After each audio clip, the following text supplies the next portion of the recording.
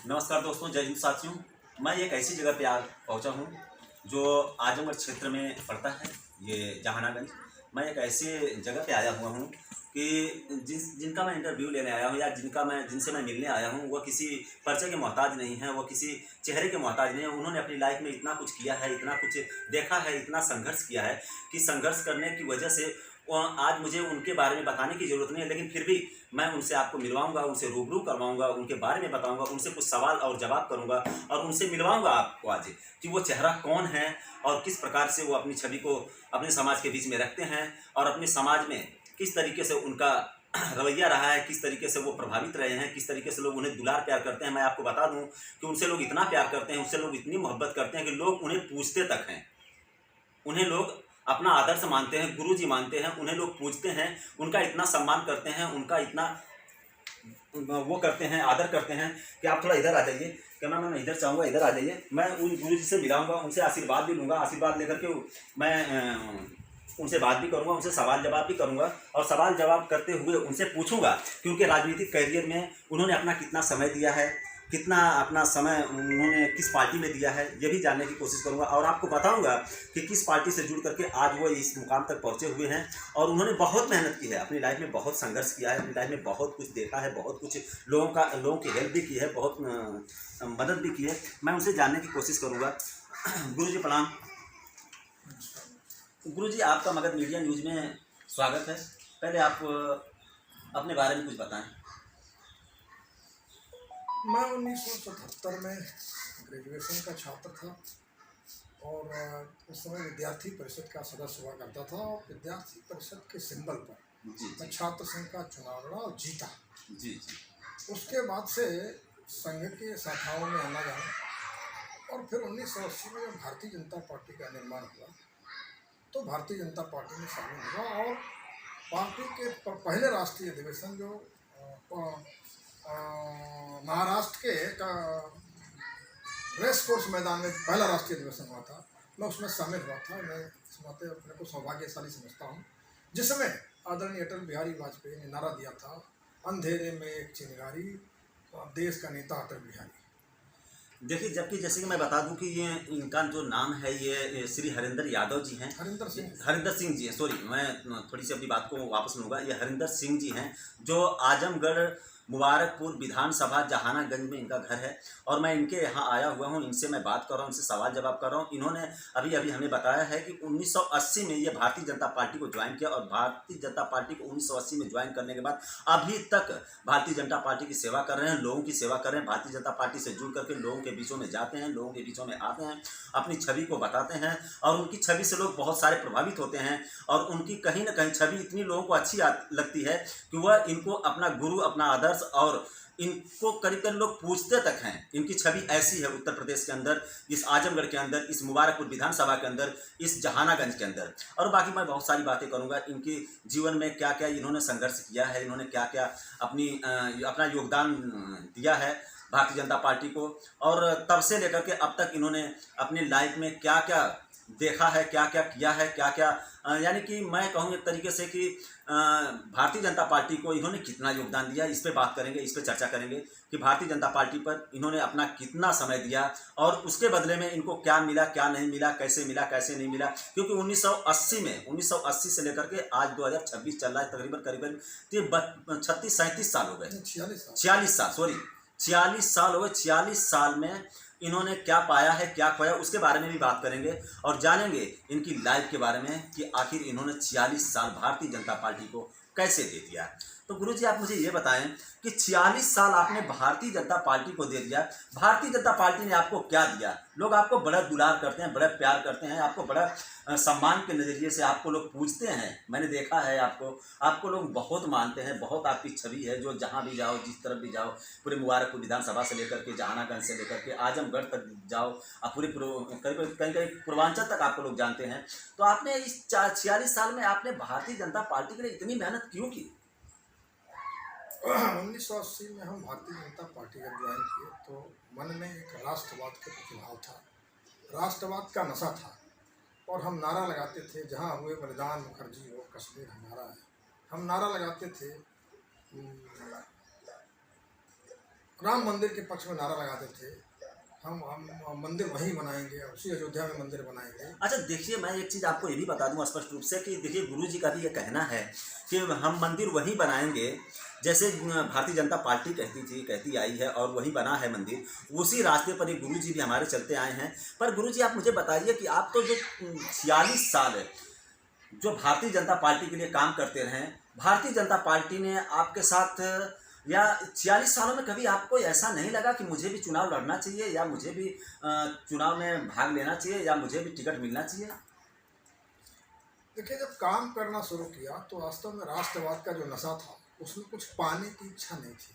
अच्छा, उसमें कुछ पाने की इच्छा। देश के लिए काम करने का शौक था और मुझे लगता था कि जो उस समय देश की परिस्थितियां थी, जो अल्पसंख्यकवाद था, अल्पसंख्यक तुष्टीकरण चल रहा था विभिन्न सरकारों द्वारा, हिंदुओं का दमन किया जा रहा था, तो मुझे लगा कि राष्ट्रवाद के लिए जो काम कर रहे हैं जो दल, उसी दल के साथ रहना चाहिए और मैंने भारतीय जनता पार्टी ज्वाइन की। इसके बाद लगातार पार्टी कार्यों में युवा मोर्चे का जिला अध्यक्ष हुआ, फिर भारतीय जनता पार्टी का जिला मंत्री हुआ, फिर भारतीय जनता पार्टी का जिला महामंत्री हुआ, फिर जिला उपाध्यक्ष के रूप में काम किया। फिर आ गया 1990, जब राम जन्मभूमि का आंदोलन तेज हुआ इस देश में, तो उसमें भी मैं पूरी ताकत से, पूरी शिद्दत से शामिल हुआ और उसमें मुझे जेल भी जाना पड़ा। 1.5 महीना में गिरफ्तार रहा। मैं आजमगढ़ में अकेला था, मेरे ऊपर राष्ट्रीय सुरक्षा कानून लगाया था तत्कालीन मुलायम सरकार ने। और जब वहाँ से फिर हम छूटते हैं तब तक जो है वो सरकार गिर जाती है मुलायम सिंह की, और केंद्र की भी सरकार गिर जाती है और विधानसभा लोकसभा के दोनों चुनाव 1991 में होता है। उस समय पार्टी ने मुझे उम्मीदवार बनाया था। बहुत अच्छी लड़ाई लड़ा, जनता ने का बहुत सहयोग मिला। मेरे 25-30 बूथ कुछ आपराधिक टाइप जो लड़ रहे थे उन्होंने कब्जा कर लिया, वरना मैं उस समय विधायक हो गया होता। उसके बाद फिर मेरे साथ कुछ इस तरह की खुराफात होती रही, दूसरे लोगों को टिकट मिलता रहा, हारते गए चले गए, चुनाव आए लड़े गए चले गए। लेकिन मेरे मन में हमेशा रहा कि कभी कभी लोग कहते थे कि क्या पागल की तरह घूमता है भाजपा में, इसकी पार्टी का पता है। मैं कहता था कि एक समय आएगा केवल भारतीय जनता पार्टी दिखाई देगी, बाकी सब पार्टियां धीरे धीरे खत्म हो जाएगी। आज वो समय धीरे धीरे आ रहा है। उत्तर भारत के अधिकांश प्रदेशों में भारतीय जनता पार्टी सत्ता में है और अब राष्ट्रवाद की हवा जितनी तेज चली है मोदी जी के नेतृत्व में, योगी जी के नेतृत्व में, मैं कह सकता हूं कि जो सपने हम लोगों ने देखे थे वो सपने हम लोगों को पूरे हो रहे हैं। जहां तक मुझे कुछ मिलने का सवाल है, राजनीति में कभी कभी होता है कि जो बहुत परिक्रमा कर लेता है, जो बहुत चालाकी कर लेता है, वो पा जाता है। दूसरे दलों से आए लोग परिक्रमा बहुत करते हैं। हम लोगों का काम करने का स्वभाव रहा, बहुत परिक्रमा, बहुत सिफारिश करने का स्वभाव नहीं रहा। नेतृत्व की नज़र नहीं पड़ पा रही है। हो सकता है कि नेतृत्व की नज़र आज नहीं पड़ी, कल पड़े। हो सकता है नेतृत्व हमें उठा के कुछ बना दे, पर हम उसके लिए बहुत पागल होकर दौड़ने का स्वभाव हमारा नहीं।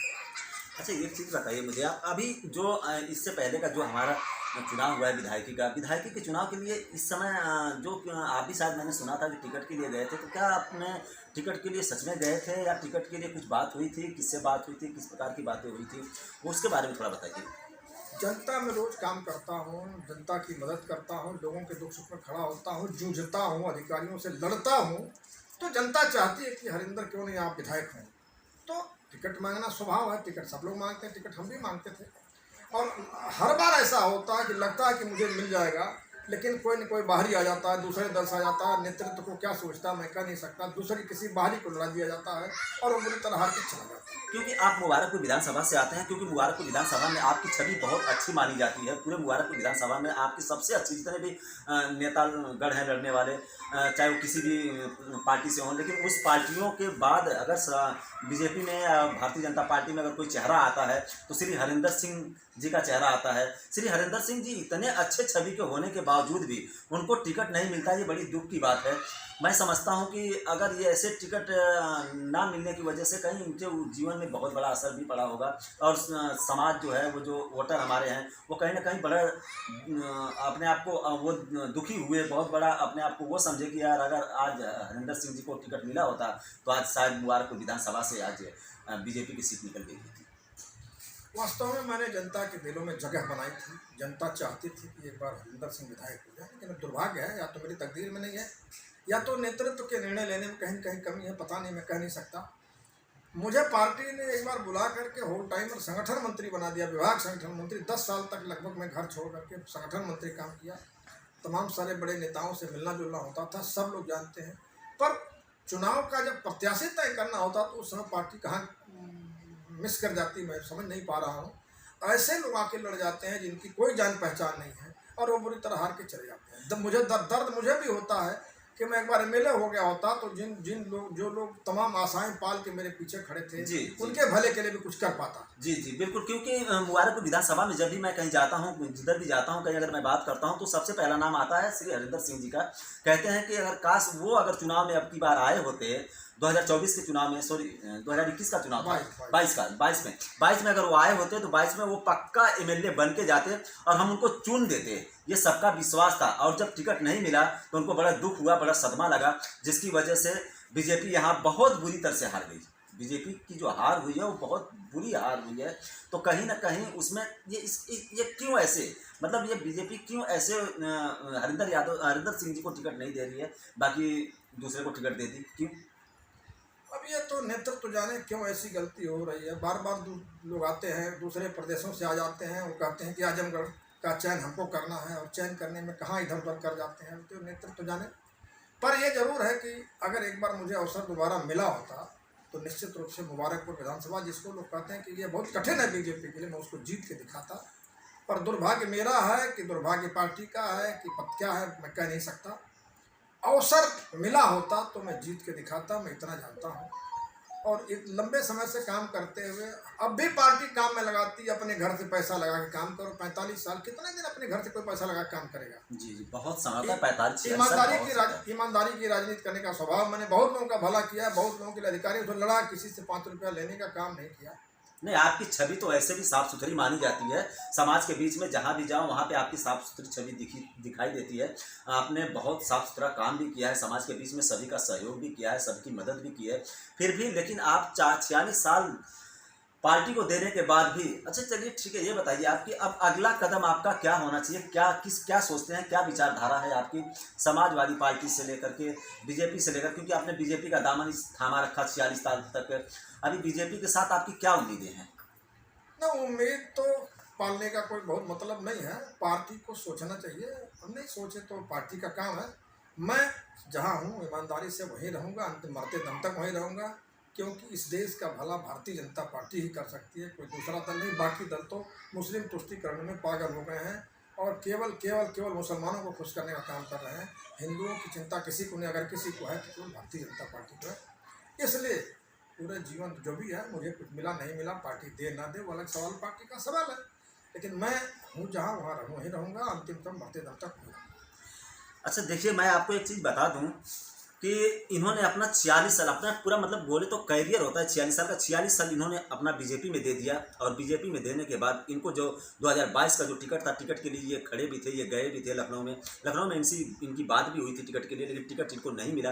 कहीं ना कहीं ऐसा होता है, सुनने में आता है, देखने में आता है कि अगर इनको बीजेपी से अगर टिकट मिला होता 2022 में तो ये आज मुबारकपुर विधानसभा से, हमारे आजमगढ़ के अंदर विधानसभा की 10 सीटें आती हैं, 10 सीटों में से आज ये मुबारकपुर विधानसभा की बीजेपी की सीट होती। कहीं ना कहीं इसमें बीजेपी की भी जो भी सोची समझी जो भी चीज़ें हैं, वो कहीं ना कहीं यहाँ पे बीजेपी ने धोखा भी खाया है टिकट न दे करके। क्योंकि अगर ये टिकट दे देती है अगर बीजेपी, तो आज ये उत्तर प्रदेश के अंदर एक आजमगढ़ जिला के अंदर और मुबारकपुर विधानसभा से बीजेपी का उम्मीदवार घोषित होता, और जिसकी वजह से आज एक एमएलए, कम से कम एक एमएलए बीजेपी का कहा जाता, वो नाम होता श्री हरिंदर सिंह जी का। क्योंकि हरिंदर सिंह जी की छवि ऐसी रही है समाज के बीच में, इतनी साफ सुथरी छवि रही है कि लोग आज कहीं पे भी चले जाओ, पूरे मुबारकपुर से लेकर के, पूरे मुबारकपुर विधानसभा से लेकर के, जहानागंज से लेकर के, आजमगढ़ से लेकर के, लोग बहुत ज़्यादा इनकी तारीफ करते हैं और लोग दुआएं करते हैं कि एक बार इनको मौका मिलना चाहिए था। लेकिन मौका ना मिलने की वजह से कहीं ना कहीं भारतीय जनता पार्टी चूक गई, इस सीट को भी गंवा दी। चलिए ठीक है, फिर भी हम बात करेंगे इनसे, और सारी बातें करेंगे, इनसे जानेंगे आगे चल के कि इनकी और विचारधाराएँ आगे समाज के प्रति क्या होंगी, किस तरीके की होंगी, वो भी जानेंगे। बाकी थोड़ी सी हम और बात करेंगे 2 सेकंड के लिए, उसके बाद हम अपना कैमरा बंद करेंगे। जो करना था वो मैंने अपने हाथ से, अपने शरीर से जो करना था, मैंने बीजेपी के लिए, राष्ट्र के लिए, हिंदू समाज के लिए और राष्ट्रवाद के लिए किया। और आगे भी अब काम तो पार्टी अक्सर रोज भेजती है, इसमें जाना, उसमें करना है, वो करना, लेकिन अब अब लगता है कि अब अपने घर के पास इतना पैसा नहीं है कि मैं रोज अपना पैसा खर्च करके पार्टी के लिए काम करूँ। नेतृत्व तो अगर कुछ दे देता है, कुछ बना देता है, 25-50 हज़ार कुछ महीना मिलने लगता है, तो एक बार लगता है कि चलो भाई पूरा जीवन दौड़ेंगे जितना जब तक शरीर में जान रहेगी। लेकिन अब नहीं हो पा रहा है, तो जब तक जान है करेंगे, नहीं होगा तो नहीं करेंगे।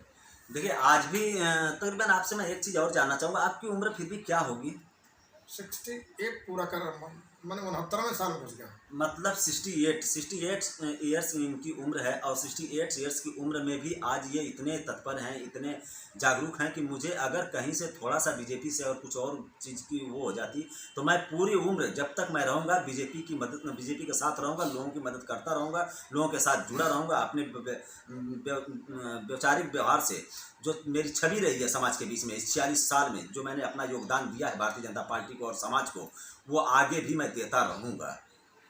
जय हिंद दोस्तों, आप देख रहे हैं Magadh media news, cameraman Vinod Sahni के संग।